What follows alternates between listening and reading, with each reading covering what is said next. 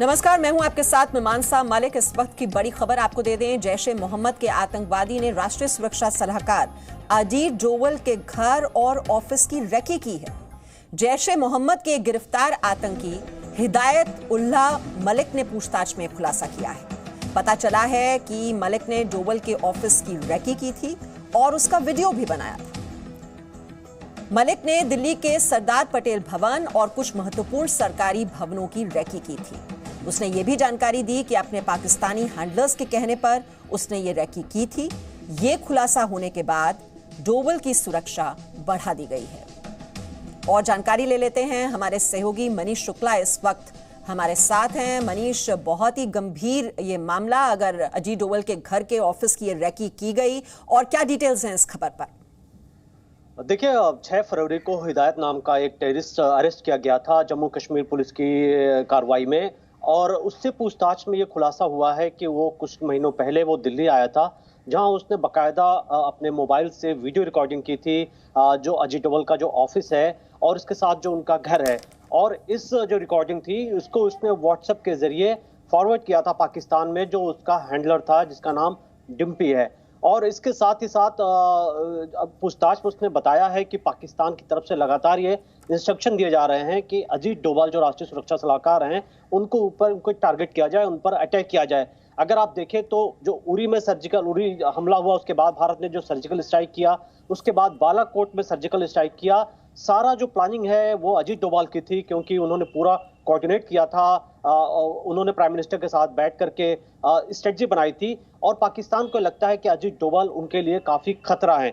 जाहिर तौर पर अजीत डोभाल को पहले भी सिक्योरिटी खासा दी गई है, वो जेड प्लस सिक्योरिटी में है, उनको सीआईएसएफ प्रोटेक्ट करती है, लेकिन इसके बावजूद लगातार ये इनपुट्स आ रहे हैं और इस इनपुट के बाद से उनकी सिक्योरिटी बढ़ा दी गई है। हालांकि जो हिदायत, जो हम जैश के आतंकी की बात कर रहे हैं, अभी भी उससे पूछताछ चल रही है, उसकी इंट्रोगेशन रिपोर्ट तैयार की जा रही है। वो ये बता रहा है कि किस तरीके से जम्मू कश्मीर में वो एक्टिव रहा, कैसे उसे पाकिस्तान से सपोर्ट मिलता रहा, और अब पाकिस्तान, खासतौर पर मसूद अजहर जो जैश का चीफ है, वो आईएसआई के साथ मिल करके ये कोशिश कर रहा है कि भारत पर बड़े हमले किया जाए। खासतौर पर जो ऐसे जो वीवीआईपी है, ऐसे इंपॉर्टेंट लोग हैं भारत में, जो नेता हैं या अजीत डोभाल जैसे जो एक शख्स हैं, उनके ऊपर हमला किया जाए। तो ये काफी क्रूशियल इनपुट है, और उनके घर और दफ्तर की सिक्योरिटी इस वक्त काफी बढ़ा दी गई है। जी, न सिर्फ घर और उनके दफ्तर की रेकी की गई, सरदार पटेल भवन और कुछ महत्वपूर्ण सरकारी भवनों की भी रेकी की गई थी। इसको लेकर और क्या डिटेल्स मिल पाई हैं इस खुलासे में, मनीष शुक्ला?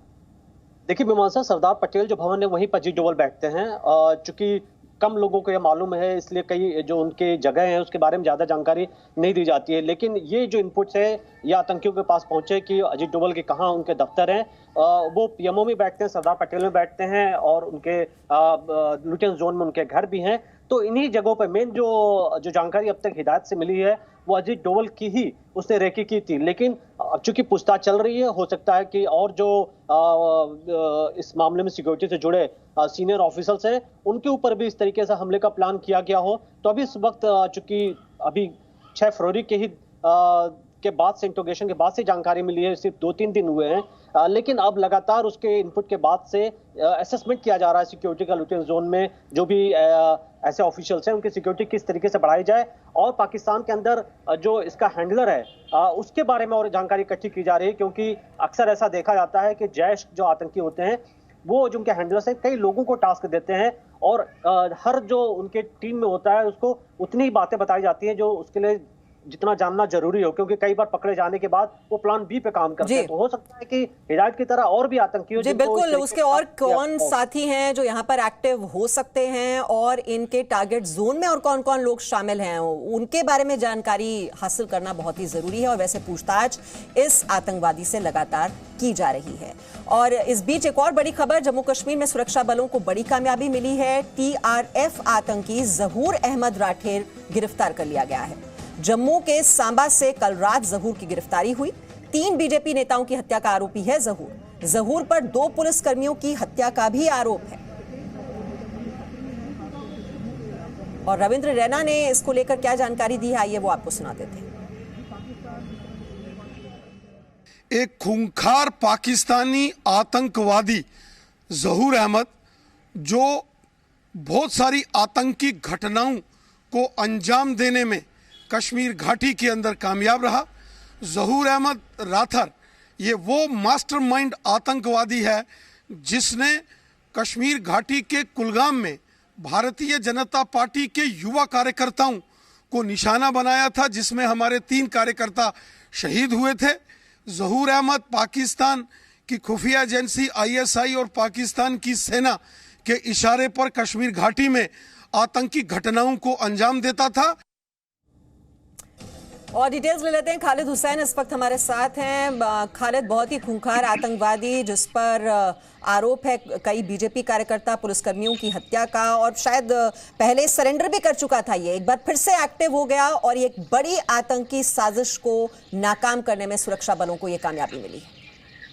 बिल्कुल मीमांसा, जहूर अहमद राथर की अगर बात करें तो ये 90 के दशक से ही मिलिटेंट रैंक्स में जुड़ा रहा है और 1995 में इसे सरेंडर किया था और उसके बाद फिर ये रिएक्टिवेट हुआ था। और अब जिस संगठन में गया था वो टेररिस्ट रेजिस्टेंट फ्रंट TRF जो है वो उसमें जो है पाया गया है। और पिछले वर्ष अगर हम बात करें तो वर्ष 2020 में कुलगाम इलाके में एक 3 बीजेपी कार्यकर्ताओं, जिनमें एक डिस्ट्रिक्ट लेवल के उनके कार्यकर्ता थे, उनकी हत्या हुई थी। एक कार में बैठे हुए थे वो, जब उन पर ताबड़तोड़ गोलियां हुई थी और तब भी पुलिस ने जो है जहूर अहमद का नाम सामने किया था और कहा था कि ये इसमें इन्वॉल्व है। तब से इसकी लगातार जो है तलाश जारी थी और कुलगाम जिले के ही फुरान इलाके में फैसल जो इलाका है वहां पर एक पुलिसकर्मी की हत्या में भी पुलिस ने इसी का नाम लिया था और तब से इसकी तलाश लगातार यहाँ पर जारी थी।